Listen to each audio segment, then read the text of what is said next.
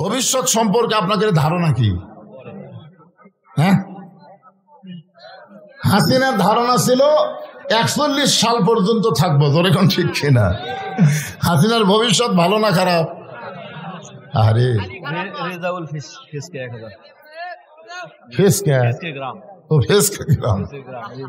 রেজাউল করিম 1000 টাকা দান করেছে আল্লাহর ঘরে, আল্লাহ তার দানকে কবুল করেন, জোরে কোন আমিন। আমাদের ভবিষ্যৎ হলো মসজিদের খাটনি আমাদের বাড়ির আঙ্গিনায় আসবে, 2 তলা 3 তলা বাড়ি থেকে টেনে বের করে বড়ই পাতার গরম পানি দিয়ে আমাদেরকে গোসল করাবে, সাদা কাপড়ে চকলেটের মতন মোড়ায় আমাদেরকে অন্ধকার কবরে রেখে আসবে, ধরে কোন ঠিক কিনা? সেই ভবিষ্যৎকে চিন্তা করে 5 মিনিটের মধ্যে যার যা দিবার মন চায় আল্লাহর ঘরে আপনার দান করেন। আল্লাহর একজন বান্দা মজিবুর রহমান 500 টাকা নগদে দান করেছে, আল্লাহ তার দানকে কবুল করেন। আল্লাহ নেক নিয়ত নেক আশা পড়ে আল্লাহুম্মা আমিন। নাম হলো আব্দুল আলিম, 500 টাকা বাবার জন্য দোয়া চাই, আল্লাহ বাবার কবরকে জান্নাতের টুকরা বানায় দেন। আল্লাহর একজন বান্দা রেজাউল করিম রসুল দুবলা গাড়ি থেকে 1000 টাকা নগদে দান করেছে, আল্লাহ তার দানকে কবুল করেন। আল্লাহুম্মা আমিন। এই ব্যাগগুলো নিয়ে আর কোন দিকে যাবে? হ্যাঁ, ব্যাগগুলো নিয়ে যেগুলো আদায় করছো বাবা সব মঞ্চে নিয়ে আসো, সব ব্যাগ দান মঞ্চে আসে, সাইড যেন না মারে। জাহাঙ্গীর কবির চেয়ারম্যান সাহেব 10 বস্তা সিমেন্ট, ধরে বলেন মারহাবা, 10 বস্তা সিমেন্ট দান করেছে, আল্লাহ তার দানকে কবুল করেন। কি ময়না তোমার নাম কি? নুসরাত জাহান মাহি, ছোট্ট একটা মা আমার 200 টাকা দান করেছে, আল্লাহ তার দানকে কবুল করেন। আল্লাহুম্মা আমিন। আব্দুল লতিফ বাবা মার জন্য দোয়া চাইয়া 500 টাকা দান করেছে, আল্লাহ তার দানকে কবুল করেন। আপনাদের ভিতরে আদায় শেষ হলে আদায় শেষ, আদায় কি শেষ? শেষ। ফোন হারিয়ে গেছে, আপনারা কল করে দেখেন তো, যদি চালু থাকে, বন্ধ হলি চোর, বন্ধ হয়ে গেলে চোরের হাতত গেছে। কেন মোবাইল বন্ধ হবি কে? তার মানে বন্ধ করে, যদি চালু থাকে তাহলে বোঝা যাবে এখনো ভালো মানুষের কাছে আছে, আপনাকে দিবে। আর যদি বন্ধ করে বুঝবেন চোর। লজ্জার কি দরকার? একটা মোবাইল কেউ যদি চুরি করে, চুরি করার নিয়তে নেয়, 1-8 মাসের মধ্যে আর এমন একটা অসুখ হবে, আর সব বেঁচে অসুখ ভালো হবে না। কারো মনে কষ্ট দিও না। এই জন্য কোরআন নিয়েই তো আলোচনা করব। কোরআন যেদিন বাংলাদেশে চলবে, চুরি হবে, সোনার টোপলা থুয়ে বসে থাকলেও কেউ হাত দিবি না, কারণ হাত দিবার গেলি ওরে বাবারে এরা হাত টান দিস কে, কাটিয়া দিবি রে। রতন মাস্টার বাকি 500 টাকা দান করেছে, আল্লাহ বাকিতে দান আল্লাহ আপনি কবুল করেন। শ্বশুর শাশুড়ির জন্য ওমরা হজের জন্য দোয়া চাই, ওমরা হজে যাবে, দোয়া চাই, আমরা দোয়া করি আল্লাহ তার হজ কবুল করুক। 500 টাকা দান করেছে, আল্লাহ দান কবুল করেন। বা আমার জন্য আল্লাহর একজন বান্দা 500 টাকা দান করেছে, আল্লাহ দান কবুল করে। আপনার কাছে টাকার গুদাম আছে নাকি? সমানে বার করতেছেন তার মানে। একরামুল হক বা আমার জন্য দোয়া চাইয়ে 2000 টাকা ধরে বলেন মারহাবা। আল্লাহর ঘরের জন্য করছে দান, আল্লাহ তার দানকে কবুল করেন। সাইফুল ইসলাম রাজস 500 টাকা দান করেছে, আল্লাহ দানকে কবুল করেন। আল্লাহুম্মা আমিন। ওয়াইস কুরুনি 1 মন আলু, আলু নিয়ে কিন্তু হালু বালু করবে। এইবারে তো আলু দেখতেছে বাবা, এখন আলু বেশি বেশি দান করেন। as-সাদাকাতু তারুদ্দুল বালা, দান সদকা করলে আলুর ঘুগরি পোকাও ধরবি না, আলুর দামও কমবি না। আর যদি দান না করেন, হ্যাঁ, এই জন্য সবাই আলু টালু দান করবে, আবার থেকে দান করবেন। ঝর্ণা বেগম একজন মা আমার 500 টাকা দান করেছে। মৃত স্বামীর জন্য দোয়া চাই, এরা হলো আসল বউ। আপনার কোন তো ঝর্ণা বেগমের বাপ মা মরেনি? অবশ্যই স্বামী যদি মরে তো বাপ মা মরেনি, কিন্তু ঝর্ণা বেগম বাপ মার জন্য দোয়া চায়নি, কারণ স্বামীর কামাই খাচ্ছে, স্বামীর বাড়িতে আছে, স্বামীর জন্য 500 টাকা দিছে। এরা হলো আসল বউ। কথা কন না করে, কথা কন না কেন? মেয়ে মানুষের শুনবেন না, সময় হোক, একটার পরে না। ব্যাগগুলো এসে হাজির হয়ে গেছে। আমার মায়েদের মধ্যেও যেগুলো ব্যাগ আদায় হয়েছে সেগুলো যায় নিয়ে আসো বাবা, সব নিয়ে আসো। এখন একটু আবার জিকির করেন, এখন ওয়াজ হোক, সময় সুযোগ পালে আর এক টাইম আদায় করা যাবে, অসুবিধা নেই। ওয়াজ শুরু না করতে আদায়, এটা আমার জীবনের প্রথম হলো, এই অভ্যাস আমার নেই। হ্যাঁ, একটু মহব্বত না জিকির করেন, লা ইলাহা ইল্লাল্লাহ, লা ইলাহা ইল্লাল্লাহ, লা ইলাহা ইল্লাল্লাহ, লা ইলাহা ইল্লাল্লাহ মুহাম্মাদুর রাসূলুল্লাহ সাল্লাল্লাহু আলাইহি ওয়াসাল্লাম। এখন আর এই আদায়গুলো দিও না। বিসমিল্লাহ ফল ভান্ডার, মনসুর আলম 1000 টাকা নগদ না বাকি, খালি কাগজ দিল, তার মানে বাকি ওটা লেখা লাগবে না। এখন আর কোনো স্লিপ টিলিপ নাই, এখন অর্থ। মকসেদ আলী 1000 টাকা নগদে দান করছে, আল্লাহ কবুল করুন। এখন এই ঘর দিয়ে দেন। আপনি কি মনে করতেছেন আপনার নাম যদি আমি না বলি আপনার দান আল্লাহ কবুল করবে না? প্রকাশ্যে দানের চাইতে গোপন দানে ফজিলত বেশি, কিন্তু আমরা বক্তারা কই না বলে।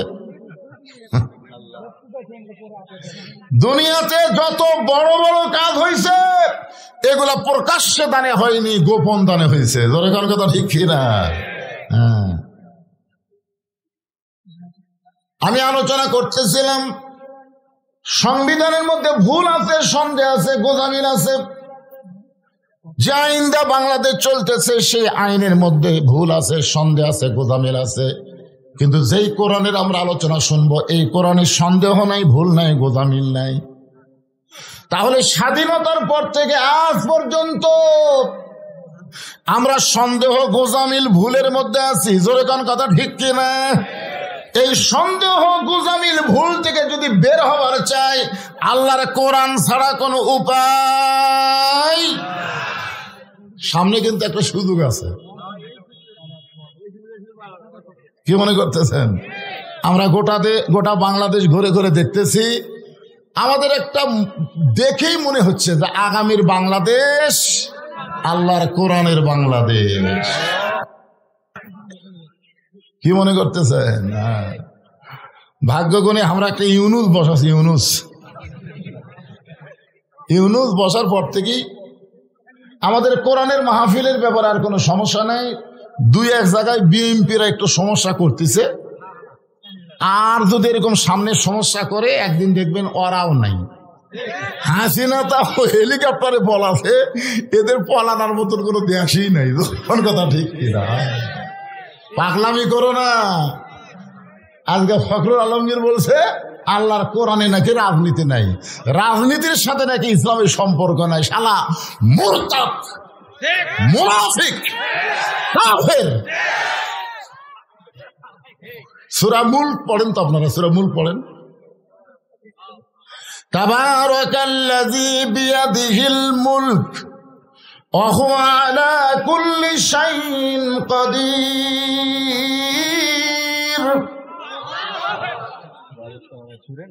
আবার হজ করবার গেলে ওরাই কিন্তু আবার তলবিয়া পড়ে, লব্বাইক আল্লাহুম্মা লব্বাইক, লব্বাইক লা শারীকা লাকা লব্বাইক, ইন্নাল হামদা ওয়ান নি'মাতা লাকাওয়াল।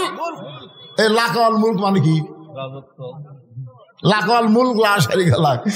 এরা তো হজ করবার দিয়ে ওখানে স্বীকার করে আসলো রাজনীতির মধ্যে, রাজত্বের মধ্যে একমাত্র আল্লাহ ছাড়া অন্য কাউকে স্বীকার করি না। আর তোমরা বলতেছো ইসলামে নাকি রাজনীতি নাই, ইসলামে ফকরা নীতি নাই। ফকরা, আল্লাহর নীতি হলো রাজনীতি, আর মানুষের নীতি হলো ফকরা নীতি। আল্লাহ গানিয়ুন ওয়া আনতুমুল ফুকারা। আল্লাহ হলেন বাদশা, রাজা, আর আমরা হলাম ফকির। জোরে কোন কথা ঠিক কিনা?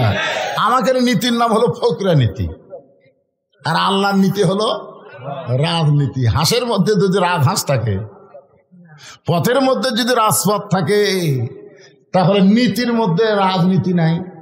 জোরে কোন আছে না নাই? এই জন্য আমি আপনাদের সামনে ছোট্ট একটা সূরা বর্তমান সময়কে লক্ষ্য রেখে আলোচনা করব। সূরাটার নাম হলো আসর। ধরে বলেন নাম কি? আসর মানে কি? সময়। আসর মানে সময়।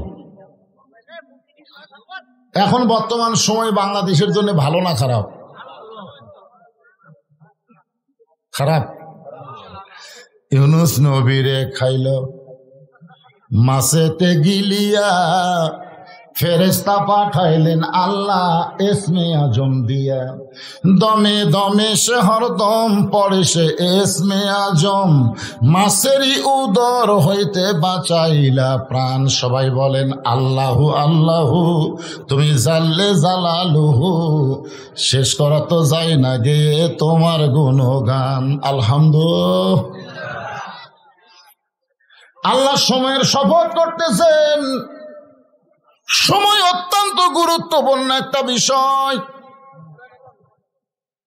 আব্দুল আলিম বহু বছর আগে একটা গান গাইছে সময় নিয়া,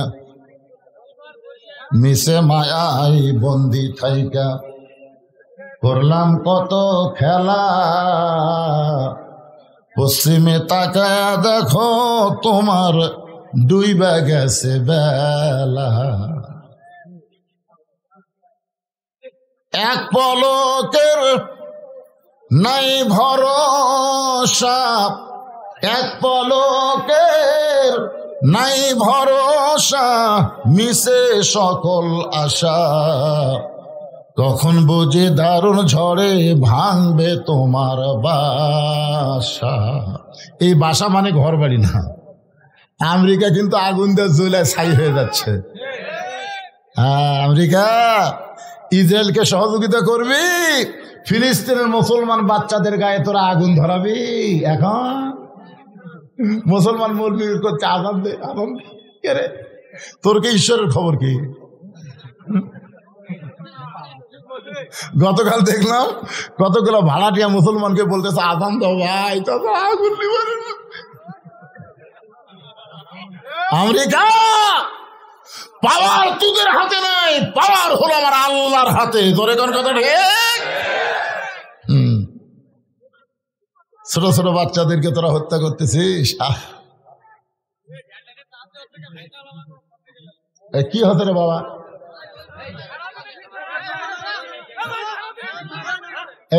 বাবা জনগণ খেবার আগে কামসার।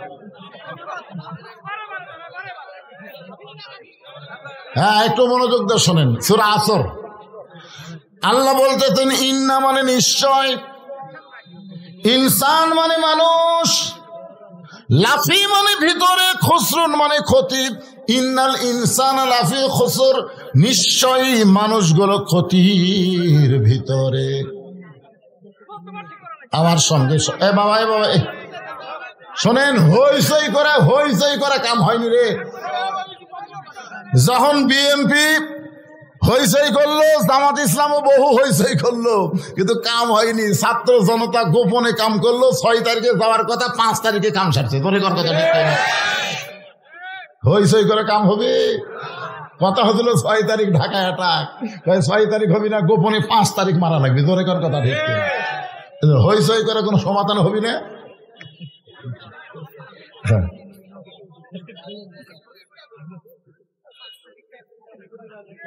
ইন্না মানে নিশ্চয়, শাব্দিক অর্থ শোনেন। ইনসান মানে মানুষ, জোরে কার ইনসান মানে, লাফি মানে ভিতরে, খুসরুন মানে ক্ষতি। নিশ্চয়ই মানুষগুলো ক্ষতির ভিতরে। সবাই আমার সঙ্গে বলেন আদর করে মানুষ আল্লাহ বানায়া কেমনি দিবেন ক্ষতির মধ্যে ফেলিয়া। এই মানুষ সম্পর্কে আল্লাহ কোরআন শরীফে বলতে গিয়া 4টা শপথ করছে। ধরে বলেন কয়টা? অত্তিন, ওয়াজ্জাইতুন, অতুর সিনিন, ওয়াহাদাল বালাদিল আমিন। তারপরে আল্লাহ বললেন লাকাদ খালাকনাল ইনসানা ফি আহসানি তাকবীর। মানুষকে আল্লাহ তাআলা সর্বোত্তম আকৃতি দিয়া সৃষ্টি করছে, আর সেই মানুষ ক্ষতির মধ্যে পড়ুক, এটা আল্লাহ চায়? এখন ছেলে নতুন ব্যবসা শুরু করছে, বাবা বলতেছে যতই ব্যবসা কর তোর লাভ হবি না। আরে ছেলে বলতেছে বাবা যত মানুষ আমার দোকানে আসে সবাই বলে লাভ হবি, আর আপনি কোন লাভ হবি না? বাপ বলতেছে ওরা তোদের ভালোবাসে, তোকে ভালোবাসে। যারা তোকে ভালোবাসে না তারা তোর ক্ষতি বোঝে না, কিন্তু আমি তোর ভালোবাসি বাজান। এই জন্য লাভের চাইতে ক্ষতি বেশি দেখতেছি। বর্তমান বাংলাদেশে খালি বাকি খাবি আর সুন্দর সুন্দর গল্প সময়, পরে দেখবি তোর তবিলি নেই। আল্লাহ বান্দাকে এত ভালোবাসে, মানুষকে এত ভালোবাসে, যার কারণে ক্ষতির কথা বলে আমাদেরকে সতর্ক করে দিচ্ছে। জোরে কোনো কথা ঠিক কিনা?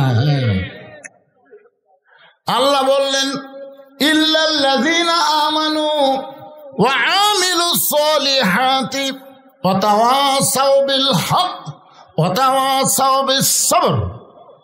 এখানে চারটা বিষয়। জোরে কোন কয় বিষয়? এক নম্বর বিষয় হলো ঈমান। আমাদের বাংলাদেশে মুসলমান আছে কিন্তু ঈমান নেই। দুইজন সকালে গল্প করতেছে, তুই কয়টা মারছু সকালে? ভোট কখন হয়? দিনে না রাতে? আর সকালে গল্প করতেছে তুই কয়টা মারছু? ভাই খুবই সতর্ক করে দরজা জানলা বন্ধ করা, বাতি নাই, মোবাইলের লাইট দিয়ে মারছি ভাই, মার্কা দেখে মারা লাগবি, এদিনে 100টা মারছি। বলে কেউ দেখেনি, পাগলা দেখবি কে রে, দরজা জানলা বন্ধ। আপনার বলেন তো, যে বলতেছে দেখবি কে রে, দরজা জানলা বন্ধ, আর ঈমান আছে? দেখার কে আছে? আর দুই কান্দের দুই ফেরেশতা বলতেছে আল্লাহ ই যে একলাই এক বাপের জন্ম হয়ে 100টা সিল মারল, তার রেজাল্ট কি? আল্লাহ বলতেছে ডান কান্দের ফেরেশতা তুই কলম বন্ধ কর, আর বাম কান্দের ফেরেশতা লেখ 100 বাপের জন্মা। 100 বাপের জন্মা, ই হলো জাউরা সন্তান। কথা কন না কেন? কি সন্তান? একমাত্র বিজন্মা ছাড়া ভালো মানুষের সন্তান একলা 100টা ভোট দিবার পারে না। ধরে কোন কথা ঠিক করে কথা বলেন? কি বুঝতেছেন? তোমার দুই কান্দে দুই মোহরি লেখিতেছেন ডাইরি, দলিল দেখে রায় দিবে, টাকা পয়সার নাই কারবার। কিরামান কাতিবিনা ইয়ালামুনা মা তাফআলুন।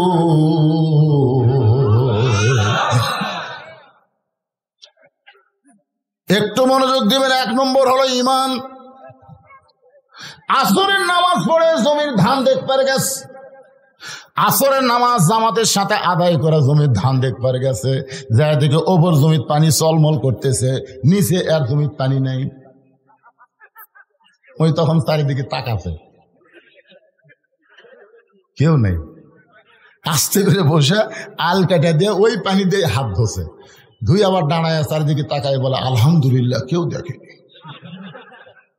আপনারা বলেন এর নামাজ আছে কিন্তু কি নাই? কথা বলেন কি নাই? আমাদের বাংলাদেশের অধিকাংশ মুসলমানের ঈমান নাই। এই কারণে আল্লাহ বলেছেন ওয়ামিনান নাসি মান ইয়াকুলু আমান্না বিল্লাহি ওয়া বিল ইয়াউমিল আখিরি ওয়া মা হুম বিমুমিনিন। এই পিনাকি ভট্টাচার্য আজকে হামাকলি একটা রিপোর্ট করতে দেখছেন। আমি বলেছিলাম যেই দলে তকবীর নাই ওই দল হলো শয়তানের দল। এই কথা বলাতে বিএনপির আমার বগুড়া জেলার তাই সভাপতি আমার বর খেপে গেছে। আপনারা বলেন তো, কোরআনের আয়াত যখন বক্তা তেলাওয়াত করে, এই আয়াতের তেলাওয়াত শুনলে আপনাকে ঈমান বাড়ার কথা কে কইছে? জোরে বলেন কে বলছে? ইন্নামাল মুমিনুনা আল্লাযীনা ইযা যুকিরাল্লাহু ওয়াজিলাত কুলুবুহুম ওয়া ইযা তুলিয়াত আলাইহিম আয়াতুহু জাদাতুহুম ঈমানাও ওয়া আলা রাব্বিহিম ইয়াতাওয়াক্কালুন।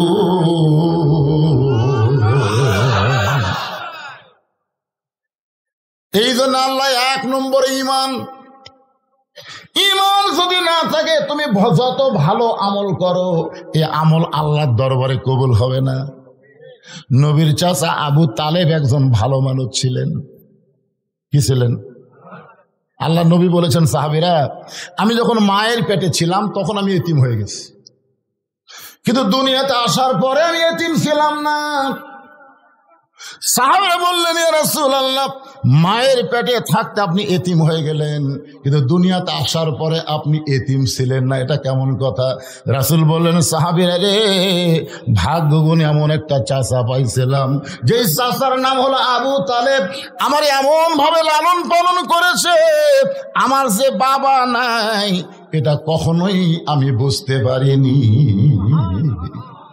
শিশুকালে মইরা গেছে মা, গর্বে থাকতে মরছে পিতা, নবী চোখে দেখলেন না। কে করিবে লালন পালন, কে দিবে সান্ত্বনা, এই দুনিয়ার এতিম নবী ছিলেন একজনা, যিনি নবীকে বাবার দরদ দিয়ে লালন পালন করলেন। ওই মানুষটাও জাহান্নামে যাবে। কারণ কি? ঈমান নাই। ধরে কোন কি নাই? এই জন্য 1 নম্বর হলো ঈমান। সাহাবীরা জিজ্ঞেস করলেন, ইয়া রাসূলুল্লাহ, মা হুয়াল ঈমান? ঈমানটা কি? এত গুরুত্বপূর্ণ বিষয় যেটা আল্লাহ 1 নম্বরে রাখছে। রাসূল বললেন, ইকরার বিল লিসান, তাসদীক বিল জানান, আমল বিল আরকান। এরই নাম হলো ঈমান। জবানে বলতে হবে লা ইলাহা ইল্লাল্লাহ, শুধু জবানে বললে হবে না, কলিজার মধ্যে ঈমানের জায়গা দেওয়া লাগবে। জবানে তো 71 সালে অনেক হিন্দুরাও কলমা পড়ছে। কেবা মুরব্বীরা, আমার এলাকার এক হিন্দু আমাকে একদিন বলতেছে, দাদা, মুসলমানের কলমার দাম আছে। তা আমি বললাম, আপনি হিন্দু হয়ে কলমার দাম কেমনে বুঝলেন? যুদ্ধের সময় বুঝেছি ভাই। এই কলমা হকের মুকুট জারি থাকার কারণে আর্মির গুলির থেকে আমরা বেঁচে গেছি। আমি বললাম, দাদা, খালি মুখে কলেমা জারি রাখার কারণে আর্মির গুলি থেকে যদি বাইসা যান, এই কলেমা কলেজের মধ্যে জায়গা দেন, আল্লাহ জাহান্নামের আগুন থেকে আপনাকে বাঁচিয়ে দিবে। আজ থেকে 15-20 দিন আগে আমার এলাকার যত হিন্দু, বুঝলেন, সমস্ত হিন্দু আমার মাদ্রাসা থাকছে। আমি তো ওয়াজ করে শুইছি, 11 চেতন পাহাড় বউ বলতেছে সব হিন্দু আছে। আমি চিন্তা করলাম, হিন্দুর বিরুদ্ধে কোনো ওয়াজ করছি নাকি? আমি খুব চিন্তা ভাবনা করে নিচে এসে বললাম, দাদারা খবর কি? বলে, হুজুর, আমরা আপনার দল কর্ম। আমি কইলাম, আপনারা হিন্দু, আমি কোরআনের দল করি। হুজুর, কোরআনের দল করা ছাড়া কোনো উপায় নাই। আরে বাংলাদেশের হিন্দুরা দাড়ি পাল্লা ভোট দিবি, জোরে কথা বলে। বুঝতে পারতেছেন না সামনের বাতাস? এমনি ওরা পাগলা হসে, কখন কি কয়। আজারি না মাজারি? আজারি কে তুই জিনিস না? হ্যাঁ, এই ফকুন্নির বাচ্চা, আজারি কে তুই চিনিস না? তোরা সমস্ত নেতা, যত কর্মী, সব নিয়ে একদিকে যা, আর আজারি একদিকে যাবে। তোর কর্মীগুলা লুকে লুকে আজারির কাছে যাবে। তোর কোন কথা ঠিক কি না? আর নাম কর সময় ব্যঙ্গ করিস, আজারি না মাজারি? পিছন কাছে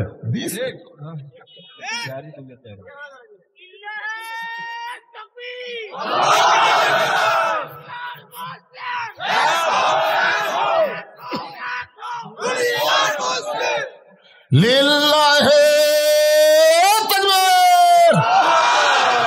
দুনিয়ার মুসলমান এইবারে হলো, প্রত্যেকে যখন দিল আপনারা সাউন্ড দিলেন না। না শোনেন, আপনারা যদি মনে করেন যে আমরা 12টা 1টা পর্যন্ত ওয়াজ শুনতে ঘুম পড়া চলবে? একদিন পর আমার পাশেন চেতন থেকে কথা শোনা লাগবে। আমি আগে অ্যাঙ্গেলে ডোজ দিছি, এখন অ্যাঙ্গেলের দিন শেষ, ডাইরেক্টের বাংলাদেশ জোরে গান কথা আরো অ্যাঙ্গেল।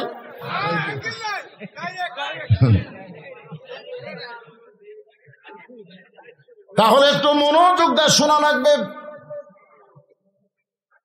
এখানে 1 নম্বর ঈমান, ঈমানকে ব্যাখ্যা করা হচ্ছে ইকরার বিল লিসান, জবানে বলতে হবে লা ইলাহা ইল্লাল্লাহ, শুধু জবানে বললে হবে না, তাসদিক বিল জানান, ওই ঈমানটা কলিজার মধ্যে জায়গা দেওয়া লাগবে। ঈমান যখন কলিজার মধ্যে সেট হয়ে যাবে, ওই ব্যক্তির কাছে জীবনের চাইতে ঈমানের গুরুত্ব বেশি হবে।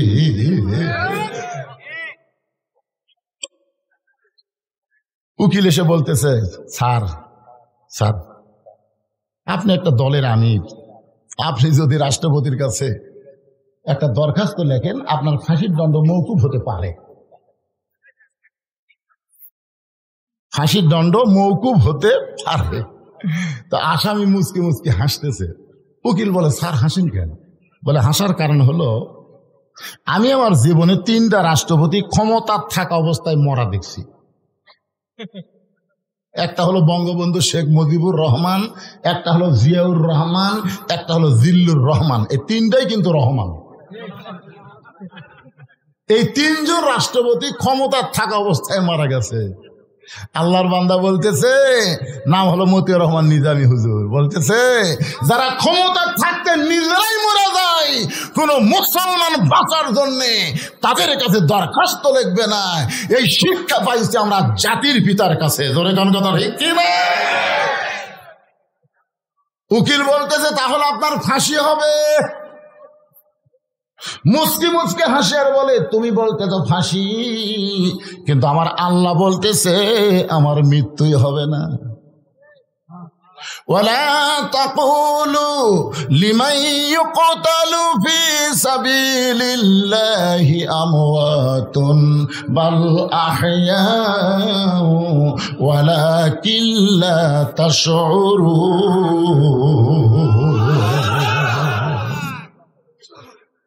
কলিজার মধ্যে যখন ঈমান থাকবে, মীর কাসিম আলীর কাছে উকিল বলতেছে, স্যার রাত 12টায় কিন্তু আপনার ফাঁসি হবে। মুচকি মুচকি হাসে আর বলে, এখন কয়টা বাজে? বলে 9:30। আলহামদুলিল্লাহ, 2.5 ঘন্টা এখন আছে। উকিল কয়, কে রে, রাত 12টায় ফাঁসি হবি, মাত্র 2.5 ঘন্টা, তাও কে আলহামদুলিল্লাহ। বলতেছে, ভাই আমি একটু ঘুম পাড়ি, 2.5 ঘন্টা বসে থেকে কি হবি, আমি একটু ঘুম পাড়ি, 1 ঘন্টা 2 পরে আমার ডাক দিও। তো চিন্তা করে দেখেন, যার 12টা ফাঁসি হবি তাই ঘুম পাড়বি, 1 ঘন্টা 2 পরে আমার ডাক দিও। উকিল মনে করতে যে ফাঁসির চিন্তা পাগলা হয়ে গেছে। আসলে যারা প্রকৃত কলিজার মধ্যে ঈমানের জায়গা দিছে, তারা ফাঁসির চিন্তা করে না, মরার চিন্তা করে না, তারা চিন্তা করে ঈমানটা যেন রক্ষা হয়। ধরে কার কথা ঠিক না? উকিল চলে গেল। 2 ঘন্টা পরে এসে দেখে ফাঁসির কন্ডেম সেলের মধ্যে মীর কাসিম আলী নাক ডাইকা ডাইকা ঘুম পাড়তেছে।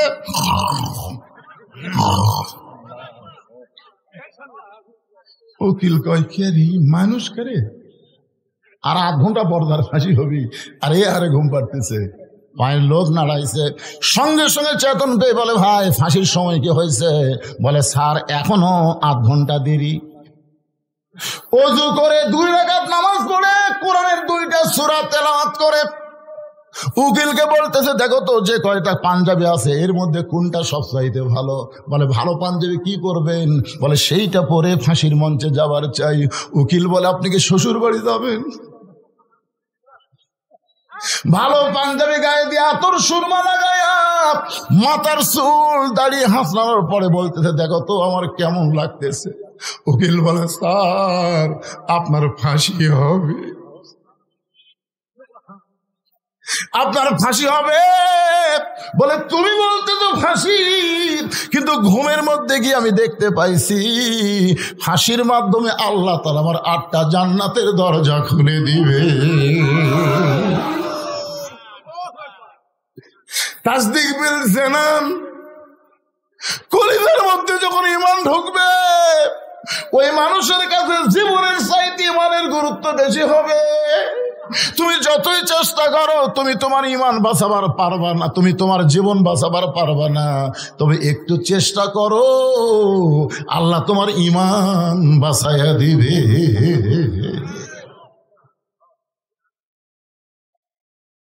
তাসদিক বিল জানানের পরে বলা হচ্ছে আমল বিল আরকান, ঈমান অনুযায়ী আমল করা লাগবে। সূরা আসরের 2 নম্বর বিষয় হলো আমিলুস সালিহা, নেক আমল করা লাগবে। আপনাদের কাছে আমার প্রশ্ন হলো, ঈমানকে রক্ষা করতে গেলে পৃথিবীতে যত আমল মুসলমানের আছে তার মধ্যে 1 নম্বর আমলের নাম কি? ঈমানকে রক্ষা করবার গেলে যত আমল আছে তার মধ্যে 1 নম্বরের নাম কি? কোন হাদিসে নাই যে রোজা না করলে বেঈমান হবে, হজ না করলে বেঈমান হবে, যাকাত না দিলে বেঈমান হবে, এটা কোনো হাদিসে নাই। কিন্তু বহু হাদিসে বলা হয়েছে লা সালাতা লা ঈমানা, যার নামাজ নাই তার ঈমান নাই।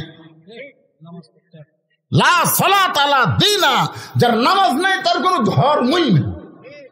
বাইনাল আবদি ওয়াল কুফরি তারকুস সালাত, বান্দার কাফেরের মধ্যে পৃথক করার জিনিসটার নামই হলো নামাজ।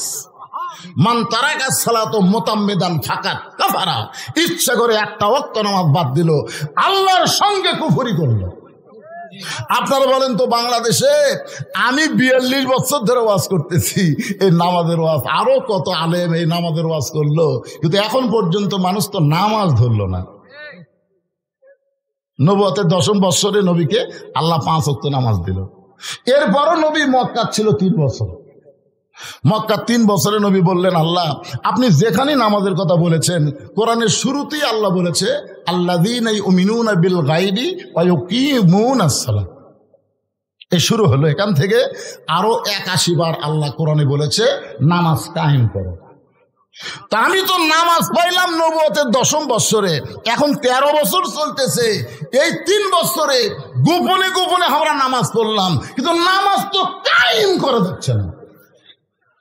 আল্লাহ বলতে হাবিব, মক্কাতে নামাজ কায়েম করা কঠিন, কারণ মক্কার ইমাম হলেন আপনি আর নেতা হলো আবু জেহেল। যেটি ভালো মানুষ ইমাম হবে, খারাপ মানুষ নেতা হবে, সেখানে নামাজ কায়েম হবে না। আজকে আমাদের বাংলাদেশের মসজিদের ইমামগুলো সব ভালো, কিন্তু সমাজের নেতাগুলো সব শালা খারাপ। কথা বলেন ঠিক কিনা? যার কারণে নামাজ মাঝে মধ্যে পড়তেছে কিন্তু নামাজ কায়েম হচ্ছে না। তো রাসূল বললেন, তাহলে আপনি যে 82 বার নামাজ কায়েমের কথা বললেন, নামাজ কায়েম কবে হবে? আল্লাহ বললেন, আপনাকে হিজরত করে মদিনা যাওয়া লাগবে, যেখানে আপনি ইমাম হবেন, আপনি নেতা হবেন। আল্লাযীনা ইম্মাক্কান্নাহুম ফিল আরদ, মুসলমানের মধ্যে কাউকে যখন প্রধানমন্ত্রিত্ব দেওয়া হবে, মুসলমানের মধ্যে কেউ যখন প্রেসিডেন্ট হবে, তার 1 নম্বর দায়িত্ব হলো নামাজ কায়েম করা। এখন আপনারা বলেন তো, আগামীতে কোন দল ক্ষমতা গেলে নামাজ কায়েমের আন্দোলন করবে? যে শালারা বলতেছে ইসলামের রাজনীতি নেই, হায় হায় রে।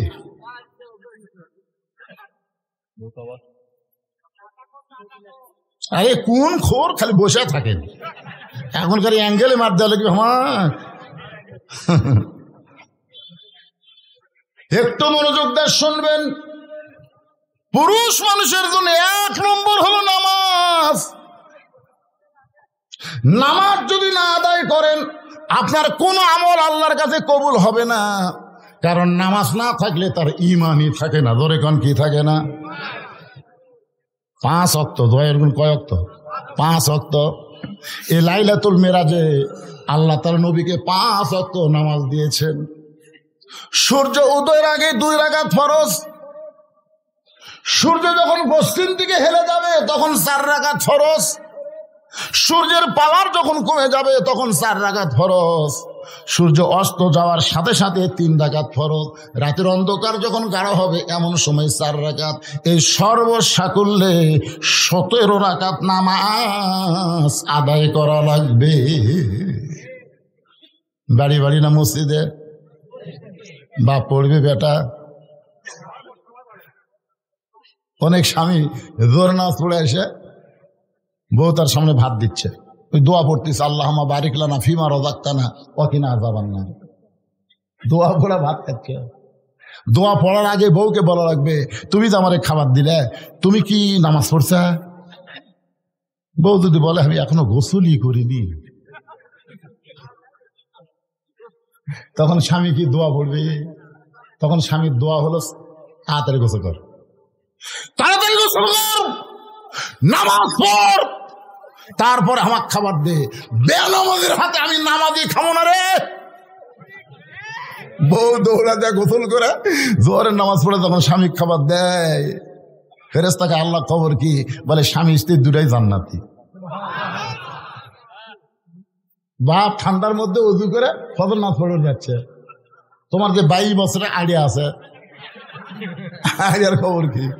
এক মুয়াজ্জিন আমারে কয়, হুজুর কিছুদিন হলে আমি দেখতেছি, আমি ফজরে যখন আজান দিই তখন কুত্তাকে দৌড়ে আসে আমার সাথে লোকমা দেয়। আমি আজান দিই, কুত্তাকে করে। আমার কয়, হুজুর দেখেন তো কোনো দোয়া কোরআনে আছে কিনা যে দোয়া পড়লে আজান দেওয়ার সময় কুত্তা চিল্লাবি না? তখন আমি বললাম, ভাই একটা দোয়া আছে। বলে, সেটা কি দোয়া? সেই দোয়া হলো, তুমি আজান দেওয়ার আগে তোমার বাড়িতে খোঁজ করো তো তোমার ছেলে মেয়েরা কি নামাজ পড়ে। তোর মুয়াজ্জিন কয়, হুজুর আমার 2টা ছেলে আইডিয়া হয়ে গেছে, এত নামাজ পড়ে না। আল্লাহ কোরআনে বলেছেন, কু আনফুসাকুম ওয়া আলাইকুম নার, জাহান্নামের আগুন থেকে বাঁচবার গেলে একলা বাঁচলে হবে না, আহাল পরিবার নিয়ে বাঁচা লাগবে। তুমি মুয়াজ্জিন আজান দাও আর তোমার ছেলেই নামাজ পড়ে না, এটা কুত্তার সহ্য হচ্ছে না, এই জন্য কুত্তা লোকমা দিছে। ঠিক হচ্ছে। পুরুষ মানুষের জন্য 1 নম্বর হলো নামাজ। আমার মা বোনেরা যারা পর্দা আছেন তাদের জন্য 1 নম্বর কিন্তু নামাজ না। ওয়া আমিলুস সলিহাত থেকে আমি কথা বলতেছি, সূরা 2 নম্বর বিষয়। মেয়ে মানুষের জন্য 1 নম্বর হলো পর্দা। জোরে বলেন, মেয়েদের 1 নম্বর নাম কি? আরো জোরে, জোরসে বলুন। ওয়াজ দিয়ে হবে। আমি যতই ওয়াজ করি, আমার ওয়াজ দিয়ে আপনার বউ পর্দা করবে না। আল্লাহ কোরআনে পর্দার আইন করেছেন, অকরানা ফি বুয়ুতিকুন্না ওয়ালা তাবাররাজনা তাবাররুজাল জাহিলিয়াতিল উলা। ঘরের মধ্যে পাতিলে শুটকি মাছ রাখছে। ঘরের মধ্যে পাতিলে কি মাছ? আচ্ছা আপনার বলেন তো, বিড়ালক দাওয়াত দেওয়া লাগবে? বিড়াল বিনা দাওয়াতে শুটকির গন্ধে ঘরের কাছে আসে থেকে দরজা খোলা। বিড়াল তো বুঝতেছেন, দরজা খোলা পায় খাটের তলে দেখে পাতিলের মধ্যে শুটকি, ঢাকনা নেই। আপনার বলেন তো, বিড়াল কি বিসমিল্লাহ করার টাইম পাবে? বিসমিল্লাহ ছাড়াই যখন বিড়াল খাওয়া শুরু করছে, শুটকির মালিক খসর খসর শব্দ পাই, কে রে, কে খাই রে? আশা দেখে বিড়াল, আমার 200 টাকা কেজি শুটকি বিড়াল খায়। খপ করে বিড়াল ধরছে, এই বিড়াল, পুনরায় যদি শুটকি খাস তো 20টা বেত মারবো। বিড়ালকে 20টা বেতের আইন দিয়ে বিড়ালকে সাইরা দিছে, কিন্তু ঘরের দরজা জানলা আগের মতোই খোলা রাখছে। আপনি যতই ধর্ষণের আইন করেন, আপনি যতই অ্যাসিড মারার আইন করেন, কোন আইন দিয়ে নারী নিরাপত্তা দেওয়া যাবে না। শুটকির হাত থেকে যদি, বিড়ালের হাত থেকে যদি শুটকি বাঁচাবার চান, তাহলে ঘরের দরজা বন্ধ করা লাগবে, পাতিলের উপর ঢাকনা দেওয়া লাগবে। বিড়ালের বাপেরও ক্ষমতা নাই যে শুটকির কাছে আসতে পারে। আমার মা বোনদের জন্য বলতেছি, মা, মেয়েদের 1 নম্বর আমল হলো পর্দা। এই পর্দাটা কেমন আমল একটু বোঝানোর জন্য আপনাদের বলতেছি। গভীর রাত্রে নবীর মেয়ে ফাতেমা হযরত আলীর বুকের মধ্যে মাথা রেখে কাঁদতেছে। আলী বলতেছে, ফাতেমা, এই গভীর রাত্রে আমার বুকে মাথা রেখে তোমার কান্দার কারণ কি? ফাতেমা বলে, স্বামী গো, আল্লাহ তাআলা আমার দোয়া কবুল করছে। আলী মুচকি মুচকি হাসে, কে রে পাগলি, আল্লাহ দোয়া কবুল করছে? দোয়া কবুল হচ্ছে আনন্দের কারণ।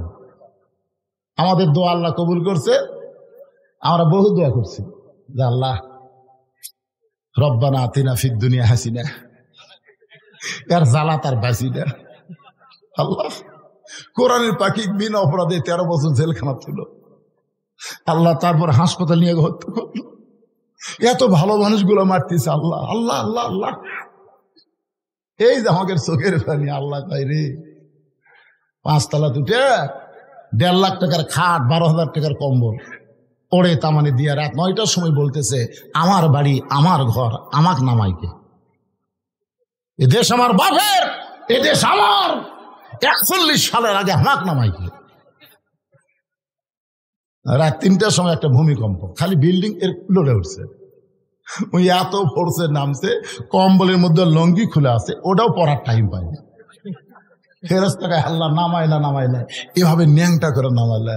আপনারা বলেন তো, গোটা পৃথিবীর মধ্যে হাসিনা যেভাবে নামিছে এভাবে কেউ নামছে? এই নামার নাম হলো ন্যাংটা হয়ে নামা। বলে কোন কি হয়ে নামা? হাসিনা যখন আর বুনকলে পলাচ্ছে, সেটা একটা ভিডিও কিন্তু আছে, দেখছেন আপনারা? হাসিনা এরকম যাচ্ছে সামনে, আর রেহানা যাচ্ছে পিছনে পিছনে। হাসিনা খালি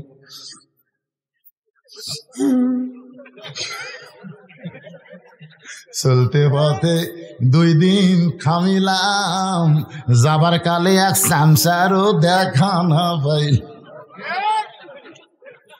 সবাই আমার সঙ্গে বলেন না কেন? চলতে পথে 2 দিন থামিলাম, যাবার কালে এক সামসারও দেখা না পাইলাম। ওই মাথা ভাঙ্গা ওবায়দুল কাদের কখন পলাইছে, শামীম ওসমান কখন পলাছে রে? আয় আয়, যারা মাইক পালি কই খেলা হবে খেলা হবে। বাজান একটু মনোযোগ দিয়ে শুনবেন, ক্ষমতার মালিক হচ্ছে আল্লাহ। আল্লাহ যদি চাই, চোখের পানির দাম আছে না নাই? এ জোরে গান আছে না নাই?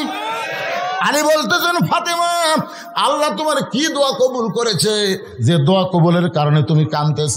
ফাতেমা বলে, স্বামী গো, আমি আল্লাহর কাছে বলেছি আল্লাহ যেন পর্দার মধ্যে আমার মৃত্যু দেয়। আলী মুসকে মুসকে হাসার কয়, তুমি সারা জীবন পর্দা মেনেই চলেছো, পর্দার মধ্যে তোমার মৃত্যু হবে না তো কার হবে? বাংলাদেশে যারা পর্দা মানে না, তারাই মরার পর যে পর্দা 5 কাপড় দেয়, 5 কাপড় দিয়ে খাট নিয়ে আবার চাদর দিয়ে ঢেকাত। ফেরেশতা বলে, আল্লাহ এই মেয়ে মানুষ গোটা কি পাড়ার নাম এটা? বর্ষা পশ্চিম পাড়া। এই মেয়ে মানুষ গোটাল পাড়া ঘুরিছে, পাড়ার সব লোক সবাই চেনে। তো মরার পরে 5 কাপড় দিয়ে খাট নিয়ে আবার চাদর দিয়ে ঢাকছে, কারণ কি? আল্লাহ বলতেছে, ওই দেশের নাম বাংলাদেশ রে, ওই দেশত বাঁচতে পর্দা মানে না রে, কিন্তু মরার পরে মানে। আমার মায়েদের জন্য বলতেছে, মা একটু মনোযোগ দিয়ে শোনেন। আলী বলতেছেন, ফাতেমা সারা জীবন তুমি পর্দা করেছো, আল্লাহ তোমাকে পর্দার মধ্যেই মৃত্যু দিবে কবুল করেছে, তাহলে কান্দার কারণ কি? ফাতেমা বলে, স্বামী গো, এই মৃত্যু কবে হবে আপনি কি শুনবেন না? আলী বলে, ফাতেমা মৃত্যুর খবর দুনিয়ার কেউ বলতে পারে না। ফাতেমা বলতে, স্বামী গো, আল্লাহ যদি আমাকে জানায়। যেই বলেছে আল্লাহ যদি আমাকে জানায়, হযরত আলী বলছে, ফাতেমা কি বলবার চাও? ফাতেমা বলতেছে, আজকে গভীর রাত্রে ফাতেমার মৃত্যু হবে। যেই মাত্র কইছে গভীর রাত্রে মৃত্যু হবে, গাছের গোড়া কাটলে গাছটা যেমন পড়ে যায়, হযরত আলী তেমনি পড়ে গেলেন ঘরের মাঝায়। মা ফাতেমা মুস্কি মুস্কি হাসতেছে, স্বামীর মাথাটা উরাতের উপরে নিয়ে কপালে একটা চুমু দিয়ে বলে, স্বামী গো, এমন করে আপনি কাঁদবেন না, কারণ আসলে যাইতে হবে। এই দুনিয়া থাকার জায়গা নয়, এখানে আসলে যাওয়া লাগবেই। যতই 3 তলা 5 তলা বাড়ি করেন, যাই যত সুন্দর বাড়ি করছে, তার মৃত্যুর কষ্ট তত বেশি হবে। আজরাইল ঘুরে ঘুরে দেখাবি, এই দেখ রে, তোর ঘর তো ইন্টেরিয়র করছু রে, হায় হাই রে, এসি লাগাছো কে রে, হায় হায় কি টাইস রে। এগুলো সব আজরাইল মৃত্যুর আগে দেখানোর পরে তারপরে কই দেখ। কান্দিস কা, কান্দিস কা? তুই কি মনে করছো থাকার জন্য আসছ? যাবো না? ওই যে তাকায় দেখ, অন্ধকার, দরজা নাই, জানলা নাই, বিছানা নাই, বালিশ। কান্দিস না, কান্দিস না, যাওয়া লাগবে। কথা বলেন যাওয়া লাগবে না? কথা বলেন যাওয়া লাগবে না? ফাতেমা মুচকি মুচকি হাসে, স্বামীর কপালে চুম্বন দিয়ে বলে, স্বামী গো, এমন করে আপনি কাঁদবেন না, কারণ এই দুনিয়া থাকার জায়গা না, আসলে যাইতে হবে। আমি এতদিন বাবার মুখে শুনেছি, আমার বাবা বলেছে পৃথিবীর ভিতরে সবচাইতে শক্তিশালী পুরুষের নাম হলো হযরত আলী। ফাতেমা বলতেছে, আমার বাবা বলেছেন পৃথিবীর মধ্যে সবচাইতে জ্ঞানী হচ্ছেন হযরত আলী। পৃথিবীর মধ্যে আপনি সবচাইতে জ্ঞানী, সবচাইতে শক্তিশালী হওয়ার পরে বইয়ের কথা শুনে এভাবে পড়ে গেলেন কেন? আপনাদের কাছে আমি জানতে চাচ্ছি, পৃথিবীর মধ্যে সবচাইতে জ্ঞানী ব্যক্তির নাম কি? এক বাক্যে সবাই বলেন, নাম কি? আর পৃথিবীর মধ্যে সবচাইতে শক্তিশালী ব্যক্তির নাম কি? আসাদুল্লাহিল গালিব। আনা মাদিনাতুল ইলমি ওয়া আলী বাবুহা। আমি নবী হচ্ছে ইলমের শহর, আলী হচ্ছে তার দরওয়াজা। আপনি এত বড় জ্ঞানী, এত বড় বীর হয়ে বইয়ের কথা শুনে এমন ভাবে পড়ে গেলেন। ওগো স্বামী, আমি মরে যাওয়ার পর আমার 3টা চাওয়া কিন্তু আপনাকে পুরা করা লাগবে, আমার 3টা চাওয়া পুরা করা লাগবে। আলী কান্দের বলে, ফাতেমা, দুনিয়াতে গরিব ছিলাম বলে তুমি কিছুই চাইলা না, এই দুনিয়াতে গরিব ছিলাম বলে তুমি কিছুই চাইলা না। একদিন গভীর রাত্রে হযরত আলী ঘুম থেকে চেতন পায়া দেখে ফাতেমা নাই। গভীর রাত্রে ঘুমোতে চেতন পায়া দেখে হাসান হোসেন ঘুম পাড়তেছে, কিন্তু ফাতেমা নাই। হয়তো আলীর মনে সন্দেহ হলো, কে রে, আমি ঘুম পাড়তেছি, আমার 2 ছেলে ঘুম পাড়তেছে, ফাতেমা কোথায় গেল? দরজা সে তাকায় দেখে মরুভূমির মধ্যে কালো চাদর গাঁত দিয়ে গভীর রাত্রে খুব জোরে জোরে হাঁটতেছে। আলীর সন্দেহ হয়ে গেল যে হামা ঘুমের মধ্যে থুয়ে, আমার বাচ্চা 2টা ঘুমের মধ্যে থুয়ে ফাতেমা কোথায় যাবে? নিরাপদ দূরত্ব বজায় রেখে পিছনে পিছনে রওনা দিলেন। ফাতেমা চলতে চলতে আল্লাহর নবীর বাড়ির দরজার জানলার পাশে দাঁড়িয়ে গেলেন। নবীর জানলার কাছে দাঁড়িয়ে বললেন, বাবা, আজকে যদি আমার মা খাদিজা দুনিয়াতে জীবিত থাকতো, আমি আপনার জানলার কাছে দাঁড়াতাম না, কিন্তু আমার মা খাদিজা দুনিয়াতে নেই, এই কারণে আপনার জানলার কাছে দাঁড়াইছি। বাবা, মেহেরবানি করে একটু ঘরের দরজা খুলে দেন। আল্লাহ নবী যখন ঘরের দরজা খুলে দেয়, ফাতেমা ঘরের মধ্যে ঢোকার সঙ্গে সঙ্গে হযরত আলী এক দৌড়ে জানলার কাছে এসে কান লাগায়। বাপ মেয়ের মধ্যে কি গল্প হয় শোনার জন্যে। রাসূল বলে, ফাতেমা, তুই একা একা কেন ঘরে ঢুকলি মা? আমার আলীকেও ঘরের মধ্যে নিয়ে আয়। হযরত আলী জানলা থেকে, কে রে, আমি জানলার কাছে, এই কথা নবীরে কে বলল? আসলে আল্লাহ নবীকে আলী জানলার কাছে বলে নাই। মেয়ে যখন বাপের কাছে যাবে, এটা যদি বিবাহিতা হয় তাহলে অবশ্যই বাবা বলবে, আমার জামাই কোথায়? জামাইকেও ঘরের মধ্যে নিয়ে আয়। ফাতেমা বলতেছে, বাবা, আপনার জামাই আলী ঘুম পাড়তেছে, আপনার নাতি হাসান হোসেন ঘুম পাড়তেছে, এই সুযোগে আমি আপনি আপনার কাছে মেহেরবানি করে একটু বাতি জ্বলান বাবা, মেহেরবানি করে একটু বাতি জ্বলান। আল্লাহ নবী বলে, ফাতেমা, কি বলবি, তাড়াতাড়ি বল, বাতি জ্বলান লাগবে না। ফাতেমা বলতেছে, বাবা, এর আগে বহুদিন বলেছি, কাম হয় নাই, আজকে একটু আপনাকে দেখাবার চাই। নবী সেই মাত্র ঘরে বাতি জ্বলাইছে, সঙ্গে সঙ্গে ফাতেমা মাটির দিকে তাকাইয়া, নিজে মাটির দিকে তাকায় 2টা হাত বাবার দিকে মেলে ধরেছে। রাসূল বাতির আলোতে দেখে হাতের 2টা তালু যেন গোস্তের টুকরা হয়ে গেছে। নবী কান্দার বলে, ফাতেমা, তোরা হাতের তালুতে চামড়া নাই কেন মা? ফাতেমা বলতেছে, বাবা, জাতা ঘুরাইতে ঘুরাইতে আমার হাতটা ফসকা পড়ে গেছে, এরপরেও যখন জাতা ঘুরাই, কারণ জাতা ঘুরান ছাড়া আমার বাড়িতে খাবার কিছুই নেই। আজকে আমার হাত 2টা এমন হয়ে গেছে বাবা, আমার হাসান হোসেন ঘুম থেকে চেতন পাইলে খাবার চাবে, আমার স্বামী আলী ঘুম থেকে বেতন পাইলে খাবার চাবে, কিন্তু বাবা বাড়িতে কোনো খাবার নাই, আপনি মেহেরবানি করে একটু খাবার ব্যবস্থা করেন বাবা, কারণ আমার হাতের চেহারা আমার স্বামী যদি দেখে কষ্ট পাবে, আমার হাসান হোসেন দেখলে খাওয়া বন্ধ করে দিবে। সঙ্গে সঙ্গে নবী আমার ঘরের কোনায় গিয়ে বলে, আল্লাহ, দুনিয়ার কত ধনী ধনী যুবক আমার ফাতেমাকে বিয়ে করবার চাইছিল, তুমি আল্লাহ এমন গরিব আলীর সঙ্গে রাজি হইলা। এখন আমার মেয়ের কষ্ট আমি দেখতে আর পাচ্ছি না আল্লাহ, এমন কষ্ট আমি কেমনে সহ্য করব। সঙ্গে সঙ্গে ফাতেমা মাথায় ঘোমটা দেয়। রাসূল বলে, ফাতেমা মাথায় ঘোমটা দিলি কেন? ফাতেমা বলতেছে, বাবা আমার সাহায্যের কোনো দরকার নাই। এই বলে ফাতেমা যখন যাবার চায়, রাসূল বলে, ফাতেমা রে তুই কেন এভাবে চলে যাস? ফাতেমা বলতেছে, বাবা আপনি একদিন বলেছিলেন আল্লাহর পরে কাউকে যদি সেজদা দেওয়ার হুকুম থাকতো তাহলে প্রত্যেকটা বউকে বলতেন স্বামীর পায়ে সেজদা করো। এই কথার দ্বারা আপনি বুঝাই দিলেন আল্লাহর পরে মেয়ে মানুষের কাছে সবচাইতে দামি ওই ব্যক্তি হলো তার মহান স্বামী। আমার স্বামীর বিরুদ্ধে আপনি আল্লাহর কাছে বলবেন, আমার কোনো সাহায্য লাগবে না বাবা।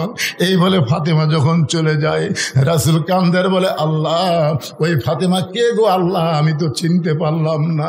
আল্লাহ বলে, নবী গো আপনার ফাতেমা শুধু ফাতেমা নয়, আপনার ফাতেমা হলো সাইয়্যিদাতুন নিসায়ে আহলিল জান্নাহ, ফাতেমা তু যোহরা।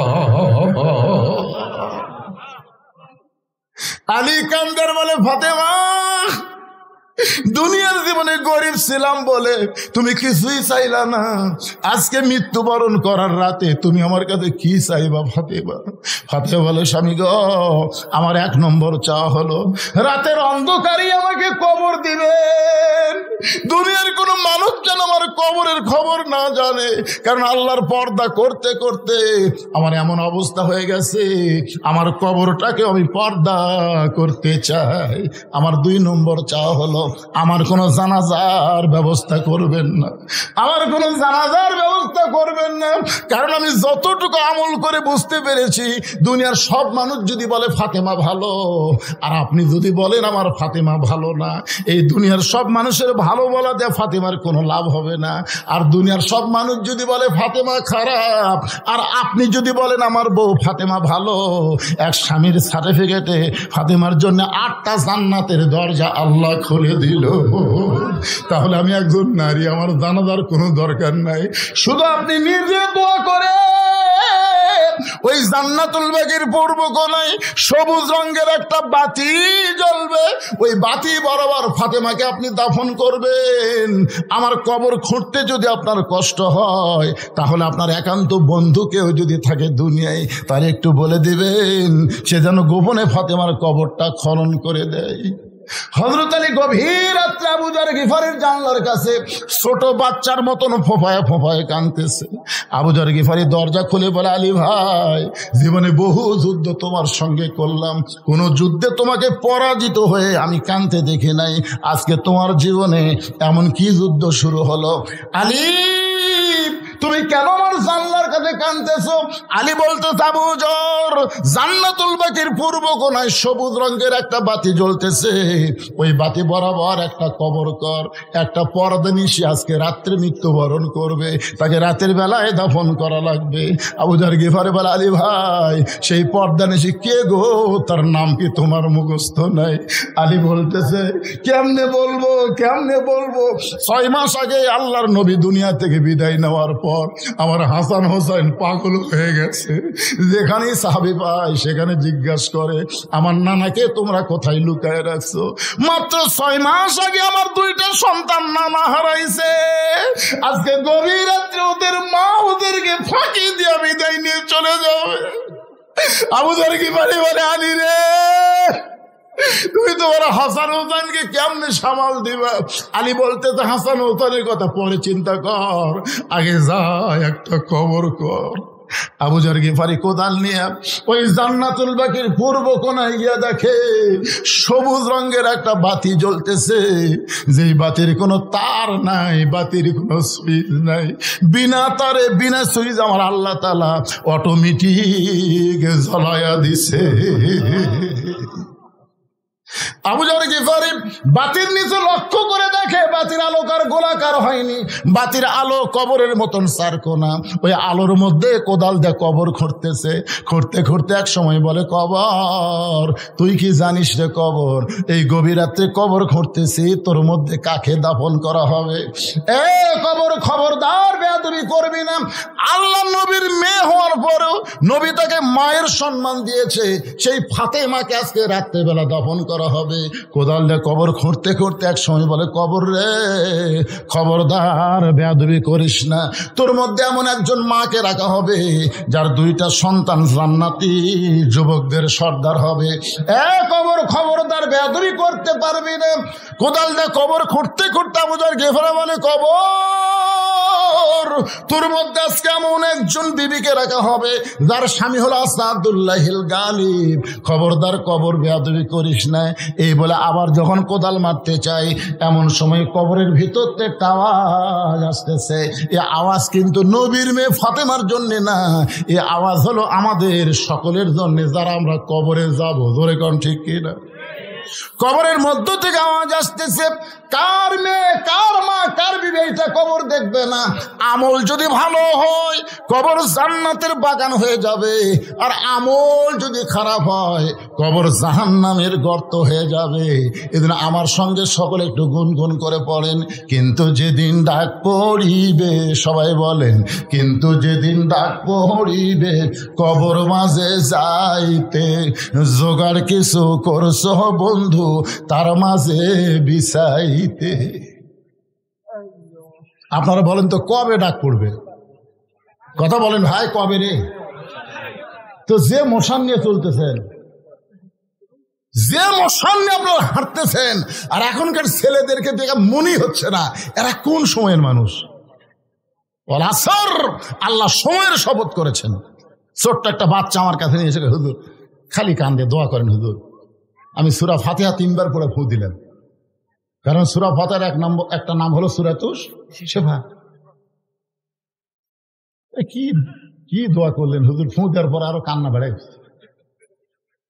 আমি একটা পানি পড়া দিলাম আয়াতুল কুরসি পড়ে, যদি কোনো নজর টজর থাকে তো পানি পড়া দিলাম, বললাম 3 বার খাওয়াও।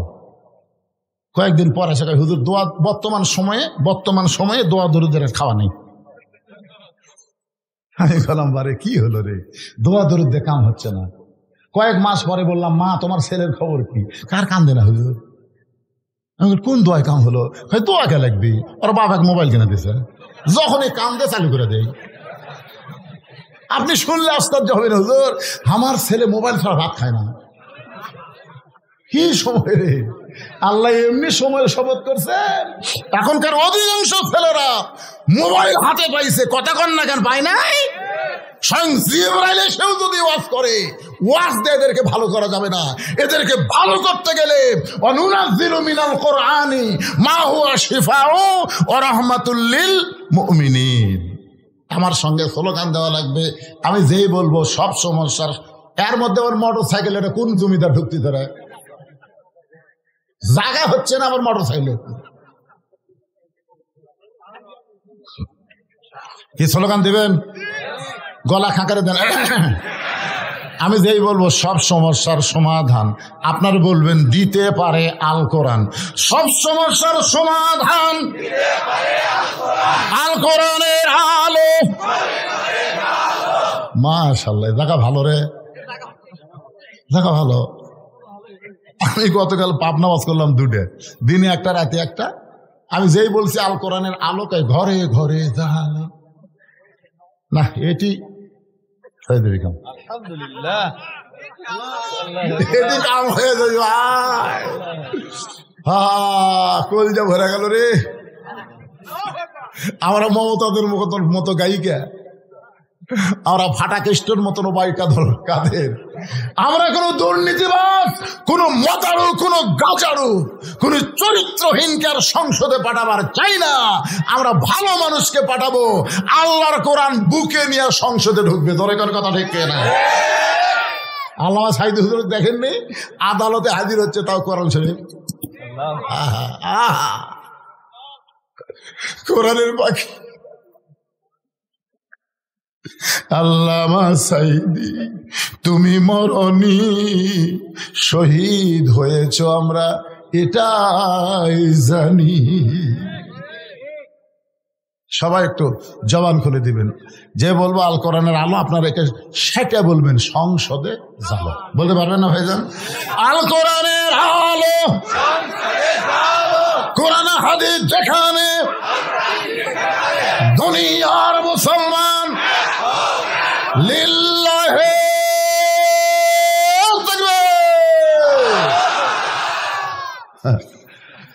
দেখেন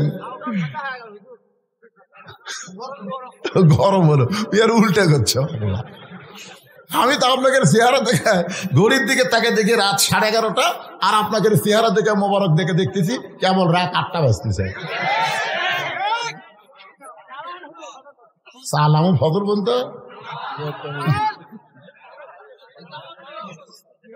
ভাই যাবি না? সেটা না, প্রথম যে আদায় করবার খোলে মানে ভুলে গেছে, আমার কথা ভুলে গেছে। আসলে আমি এই টাইমে আদায় করবার চাইছিলাম, এই টাইমে যে কবরে, কিন্তু যেদিন ডাক পড়িবে কবরের মাঝে যাইতে জোগাড় কিছু করছে বন্ধু, তার মাঝে বিছাইতে। এখন আল্লাহর কবরে যাওয়ার জন্য এই আল্লাহর ঘর মসজিদে 500 টাকা দান করবেন, একটা কোরআন দানের সওয়াব আল্লাহ আপনার বাপ মার কবরে দিবেন।